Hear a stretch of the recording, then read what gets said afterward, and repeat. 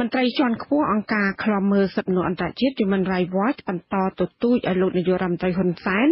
ត្រូវទទួលខុសត្រូវចំពោះឃាតកម្មក្រៅប្រព័ន្ធច្បាប់ការរំលោភសិទ្ធិមនុស្សនិងការបង្ខំបណ្តេញប្រជាពលរដ្ឋចេញពីផ្ទះសម្បែងនិងដីធ្លីក្នុងរយៈពេល30ឆ្នាំដែលលោកបានកាន់កាប់អំណាចចាសំណើនេះធ្វើឡើងនៅបន្ទាប់ពីលោកហ៊ុនសែនបដិសេធរបាយការណ៍របស់អង្គការសិទ្ធិមនុស្ស Human Rights Watch ទាំងស្រុងពីរដ្ឋធានី Washington លោកយុនសាមៀនរាយការណ៍ទោះបីលោកហ៊ុនសែនកាលពីថ្ងៃទី14មករាជាថ្ងៃខួបទី30ឆ្នាំនៃការឡើងកាន់តំណែងជានាយករដ្ឋមន្ត្រីបានប្រកាសមិនទទួលស្គាល់សមិទ្ធផលនៃអំពើឃាតកម្មនិងការរំលោភសិទ្ធិមនុស្សជាច្រើនករណីក៏ដោយក៏នាយកប្រតិបត្តិទទួលបន្ទុកកិច្ចការតំបន់អាស៊ីរបស់អង្គការឃ្លាំមើលសិទ្ធិមនុស្ស Human Rights Watch លោក Brad Adams បញ្ជាក់ថាលោកហ៊ុនសែនជាអ្នកទទួលខុសត្រូវការសម្លាប់មនុស្សជាច្រើនអ្នកនៅកម្ពុជាលោកបញ្ជាក់ថាលោកហ៊ុនសែនមិនអាចយកការអភិវឌ្ឍប្រទេសមកលុបបំបាត់អក្រិតកម្មទាំងនោះបានទេលោកហ៊ុនសែនជាញឹកញាប់តែងតែប្រកាសអំពីជោគជ័យផ្នែកសេដ្ឋកិច្ចប៉ុន្តែប្រទេសកម្ពុជាជាប្រទេសពុករលួយមានលក្ខណៈធ្ងន់ធ្ងរមួយក្នុងពិភពលោកទ្រព្យសម្បត្តិជាច្រើនរបស់រដ្ឋត្រូវបានលួចកាប់កេងដាក់ក្នុងហោប៉ៅផ្ទាល់ខ្លួនរបស់លោកនិងមន្ត្រីរដ្ឋាភិបាលមួយចំនួនទៀតជាជាងដាក់ប្រាក់ចំណូលទាំងនោះទៅក្នុងខ្ទង់សេដ្ឋកិច្ចជាតិសម្រាប់ជួយពលរដ្ឋក្រីក្រលោកហ៊ុនសែនកាលពីថ្ងៃទី14មករាបញ្ជាក់ថាលោកកសាងសមិទ្ធផលជាច្រើនសម្រាប់ប្រទេសជាតិដូចជាការចូលរួមបង្កើតសន្ធិសញ្ញាទីក្រុងប៉ារីការបំបត្តិសង្គ្រាមស៊ីវិលនិងបង្កើនសេដ្ឋកិច្ចជាតិលោកហ៊ុនសែនមិនបានបកស្រាយហេតុផលលម្អិតរបស់របាយការណ៍ Human Rights Watch ទេប៉ុន្តែបានបដិសេធរបាយការណ៍នោះទាំងស្រុងលោកគ្រាន់តែទទួលស្គាល់ថាក្រោមការដឹកនាំរបស់លោកក្នុងរយៈពេល30ឆ្នាំកន្លងមកពិតជាមានកំហុសខ្លះៗហើយ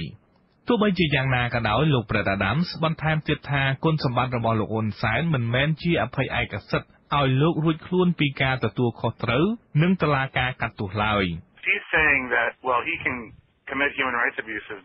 ប្រសិនបើលោកហ៊ុនសែនអះអាងថាលោកអាចរំលោភសិទ្ធិមនុស្សបានដោយសារតែលោកបានធ្វើល្អកាលពីពេលកន្លងមកនោះនេះមិនមែនជាមូលហេតុសមស្របមួយសម្រាប់ការពារក្តីលោកនៅតុលាការទេគាត់ត្រូវតែទទួលខុសត្រូវរាល់ការរំលោភសិទ្ធិមនុស្សទាំងឡាយដែលគាត់បានបញ្ជាឬនៅពីក្រោយនៃការរំលោភសិទ្ធិមនុស្សទាំងនោះទោះបីមានការរិះគន់ថារយៈពេល30ឆ្នាំក្រោមការគ្រប់គ្រងរបស់លោកហ៊ុនសែនពោពេញដោយអំពើហិង្សា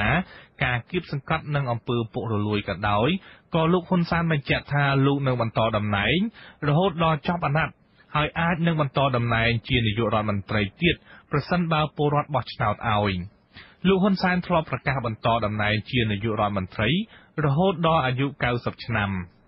ពាក់ព័ន្ធទៅនឹងការលើកឡើងនេះដែរលោកប្រធានាធិបតីបញ្ជាក់ថាពលរដ្ឋកម្ពុជាត្រូវការជ្រើសរើសមេដឹកនាំដោយការបោះឆ្នោតដោយសេរីនិងយុត្តិធម៌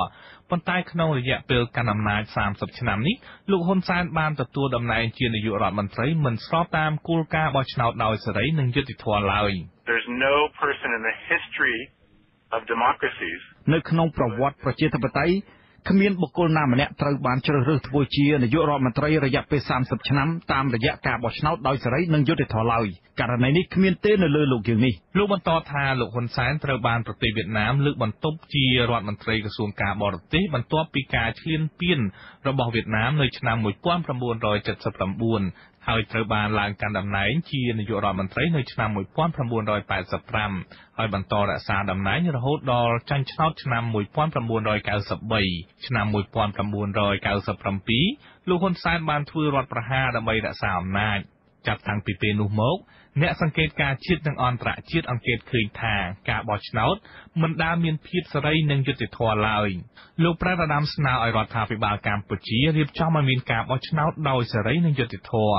ហើយប្រសិនបើមានការបោះឆ្នោតដោយសេរីនិងយុត្តិធម៌នោះលោកនឹងរងចាំមើលវាសនារបស់លោកហ៊ុនសែនខ្ញុំយុនសាមៀនវិទ្យុអាស៊ីសេរីប្រធានាធិបតី Washington